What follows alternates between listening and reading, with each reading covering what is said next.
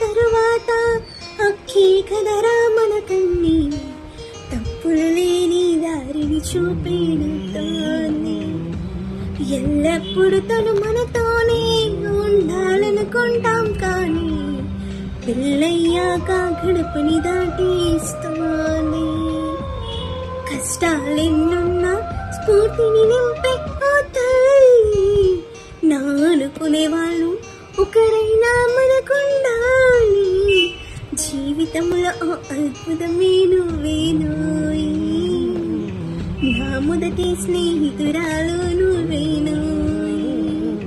అమ్మా నాన్నల తరువాత ఆఖి కదరా మన కన్ని కష్టాలేని దారిని చూపెడుతోంది.